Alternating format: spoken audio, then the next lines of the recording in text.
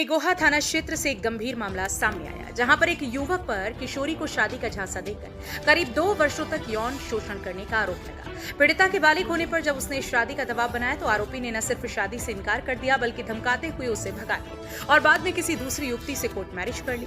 पीड़िता ने पुलिस को दी गई तहरीर में बताया कि जब वो 16 वर्ष की थी तभी गाँव के ही युवक अनूप से उसकी बातचीत शुरू हुई। धीरे धीरे नजदीकियां बढ़ी और आरोपी ने शादी का वादा कर उसके साथ शारीरिक संबंध बनाए। इस दौरान वो लगातार उसे बालिग होने के बाद शादी करने का भरोसा देता रहा और अलग अलग जगह घुमाने के बहाने यौन शोषण करता रहा। जब पीड़िता बालिग हुई और उसने शादी की बात कही तो आरोपी ने उसे धमकाया और घर से भगा दिया। कुछ समय के बाद पीड़िता को पता चला कि आरोपी युवक ने किसी अन्य युवती से कोर्ट मैरिज कर ली है। इसके बाद पीड़िता ने निगोहा थाने में शिकायत की, लेकिन कार्यवाही न होने पर वह अपनी मां के साथ डीसीपी कार्यालय पहुंची और न्याय की गुहार लगाई। अधिकारियों के हस्तक्षेप के बाद निगोहा पुलिस ने पीड़िता की तहरीर पर मुकदमा दर्ज कर लिया है।